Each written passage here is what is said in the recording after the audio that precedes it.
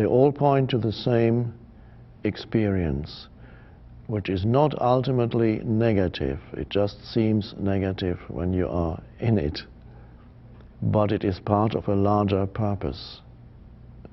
It's part of the awakening, not for everyone, it doesn't have to be, but often it is part of the awakening process.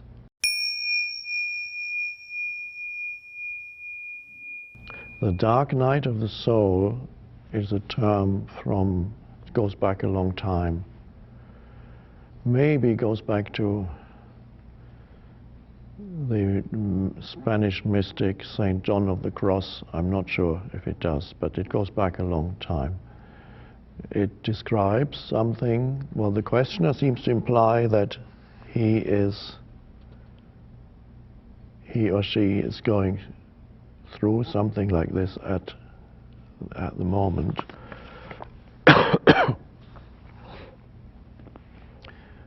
The dark night of the soul, which, yes, I have also experienced. That's a term then used to describe what one could call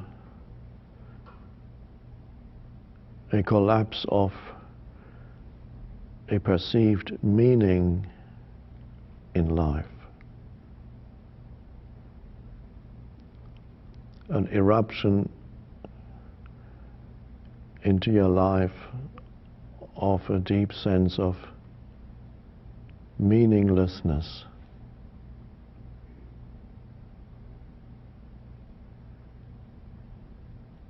And the inner state, in some cases, is very close to depression. Maybe some dark night of the soul, often to do with what is conventionally called depression. But it is basically a sense of emptiness or meaninglessness. Nothing makes sense anymore. There's no purpose to anything.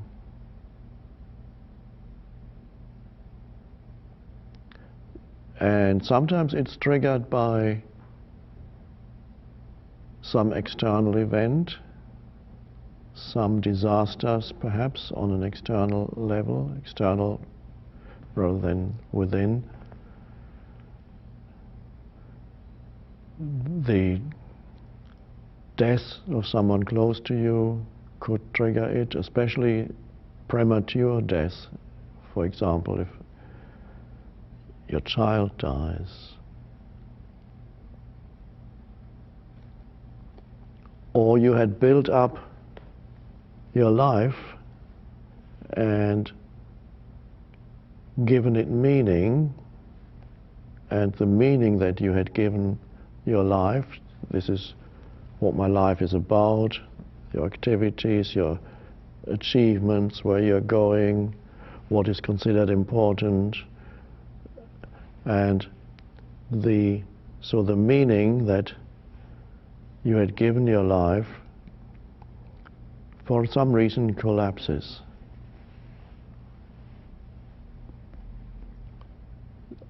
So as I said, it can happen if something happens that you can't explain away anymore.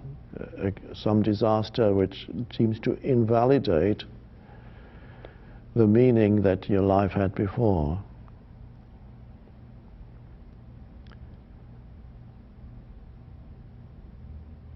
And really what has collapsed then is the whole conceptual framework for your life, the meaning that your mind had given it.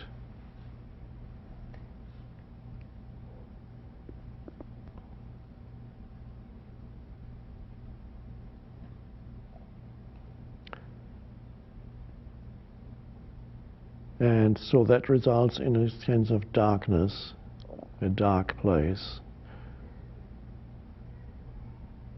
But people have gone into that, you're in that dark place for a while, and then you emerge out of that. There is the possibility that you emerge out of that. You can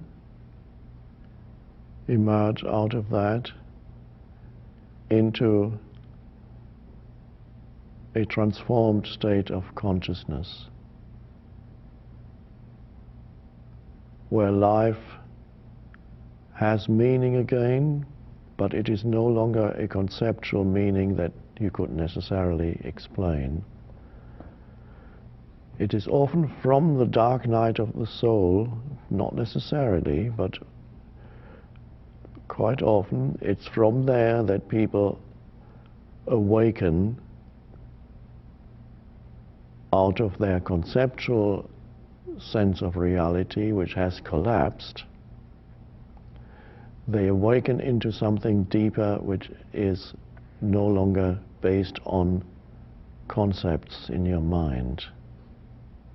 A deeper sense of purpose or connectedness with a greater life that is not dependent on explanations or anything conceptual any longer. It's a kind of rebirth. And the dark night of the soul is a kind of death, that you die. What dies in the dark night of the soul is the egoic sense of self.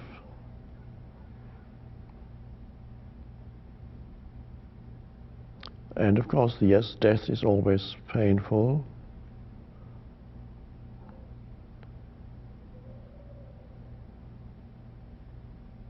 But nothing real has actually died there, only an illusory identity.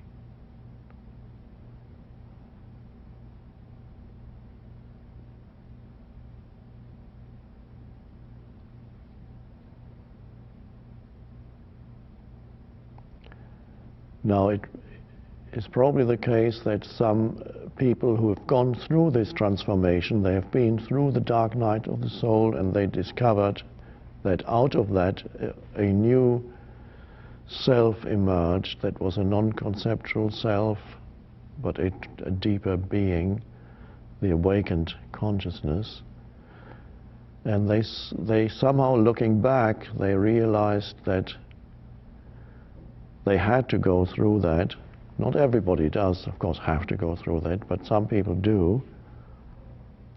And they've even, in some spiritual traditions, they try to recreate the experience of the dark night of the soul in order to bring about a spiritual awakening. And that was probably part of the so-called mystery schools of ancient Greece and Egypt, which were designed. They even survived into Roman times, mystery schools, and with rituals and so on. Not much, we don't know much about it because they were kept secret. Not much was written about it. And in one tradition, you spend a prolonged period of time in darkness, sometimes even in a coffin-like place, in complete isolation and darkness. That is an attempt, I would say, on the part of someone who has gone through the natural dark night of the soul to recreate the experience of it in a kind of artificial, more artificial way, of actually experience that utter darkness where things break down. Whether, to what extent that works when it's not a natural experience, but a created experience, for how many people that worked and actually did bring about an awakening and a collapse of the mind-made self, I don't know whether it truly worked for many people, but it must have worked to some extent, because the tradition went on for a very long time.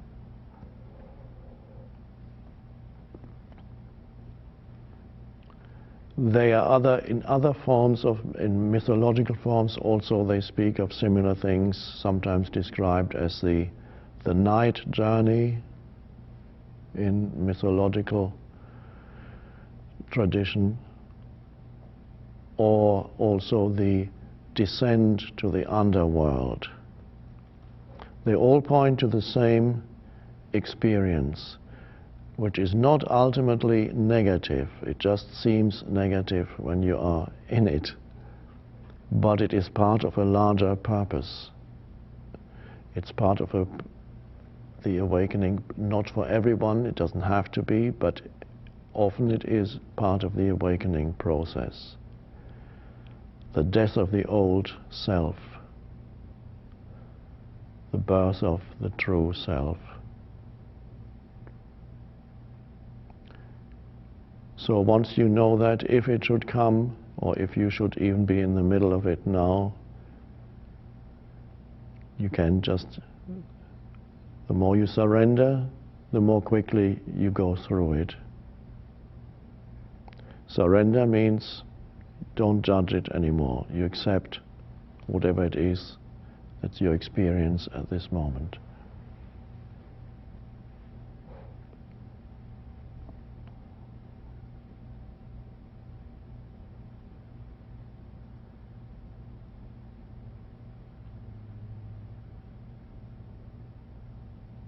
But, as I said, not everybody has to go through that.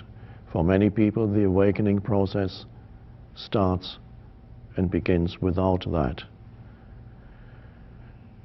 Sometimes, even after the awakening process begins, it might still happen, and then finally you will break through. But that's fine. Allow life to do what it does. You don't need to seek that, and we don't need to recreate it in some artificial way, so don't just shut yourself in a dark room for days on end. It's unlikely to work. It's unnecessary.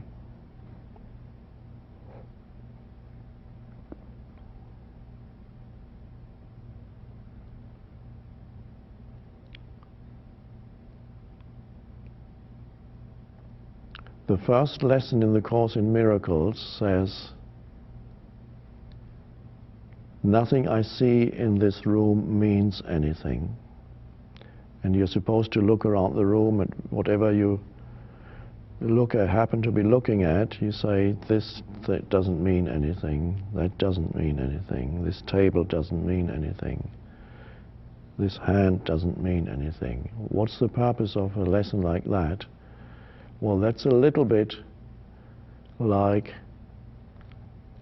recreating what can happen during the dark night of the soul, which is the collapse of a mind-made meaning, conceptual meaning of life.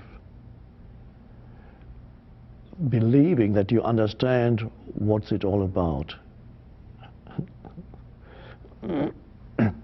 So with the Course in Miracles in Lesson 1, it's a voluntary relinquishment of the human mind-made meaning that is projected, and you go voluntarily into saying, I don't know what this means, this doesn't mean anything. You wipe the board clean.